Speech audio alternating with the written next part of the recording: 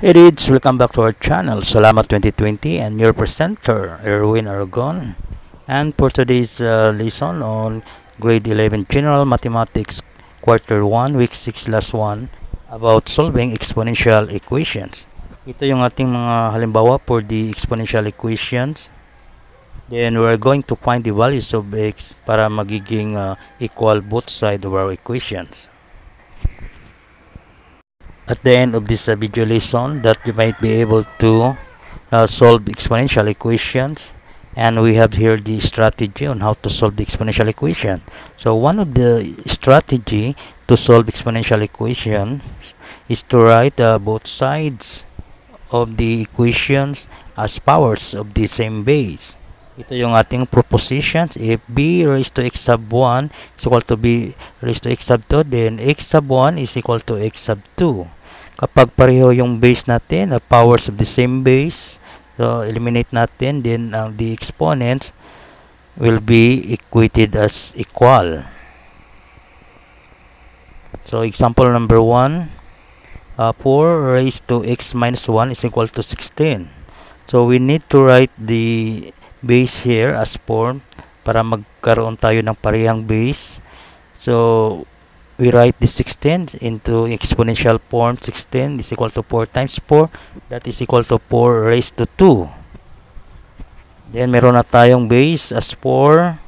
Then write 4 raised to x minus 1. And the 16 is 4 raised to 2. Then since we have the same base, so eliminate natin. Then copy the exponent, or x minus 1 is equal to 2. Then transpose negative 1 to the other side. So from negative 1 magiging positive 1. So therefore x is equal to 2 plus 1. So then x is equal to 3.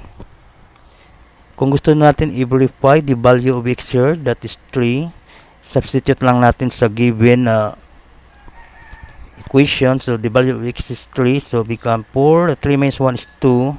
That is 4 times 4 is equal to 16. So both sides are equal. Example number 2, the exponential equation is 125 raised to x minus 1 is equal to 25 raised to x plus 3. So both 125 and 25 can be written using 5 as the base. So 125 natin, maaari natin isulat into exponential form, that is 5 raised to 3, and 25 as 5 raised to 2. I-rewrite natin yung 125 into 5 raised to 3. And the other side, the 25 is 5 raised to 2.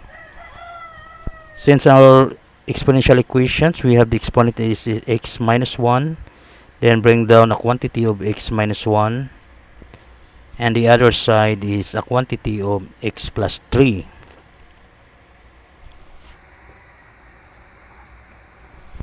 Okay, meron na tayong 5 as the base. So, maaari natin itong eliminate. Then, bring down the 3 quantity x minus 1. And the other side is 2 quantity x plus 3. Then, get the product, multiplied 3 times the quantity of x minus 1. Then, 3 times x is 3x. Then 3 times negative 1, that is negative 3. And the other side is 2 times x is 2x. Then 2 times 3, that is positive 6. Then bring down 3x. Then transfer natin itong 2x to the other side. Magiging from positive 2x magiging negative 2x. Then is equal to 6. Then transfer din natin itong negative 3. From negative 3 magiging positive 3. 3x minus 2x, that would be x. Then get the sum, 6 plus 3, that is 9. So the value of x in our given exponential equations is 9. Number 3, solve the equation. So ito yung ating exponential equations. A quantity of 2 over 5 raised to 5x minus 1 is equal to 25 over 4. So, ang given base natin dito is 2 over 5 and 25 over 4. So, gawin natin ito similar or magkapariho. So, 25 over 4 can be written as 5 raised to 2 and 2 raised to 2. So with this idea, a raised to n over b raised to n, that is equivalent to, so gawin natin itong negative, ilagay natin sa baba sa denominator, and b raised to n as b negative n. By law of exponent, so we have here the quantity of b over a. Then ang ating exponent magiging a single term as negative n. So we can apply the idea here.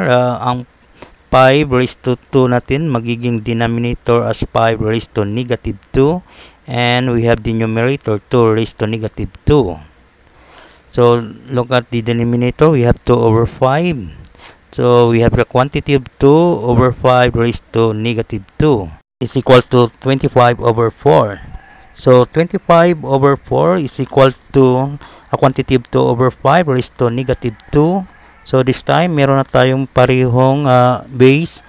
That is 2 over 5. Tanggalin natin itong same base. Then bring down the exponent, 5x minus 1. And the other sign, that is negative 2. Then bring down 5x. That is equal to negative 2. Transpose natin itong negative 1. From negative 1, magiging positive 1. Then 5x is equal to negative 2 plus 1. So that is negative 1. Then divide both sides by 5. Then cancel 5. Then x is equal to negative 1/5. So the value of our x in our given exponential equations is negative 1/5. Kapag substitute natin with this variable x, that is negative 1/5, then to simplify, this is equal to 25 over 4. Para sa ating learning activity number 1, solve for x and evaluate our given exponential equations 1 to 5. And for this 1/2, you can use the hint here with this value.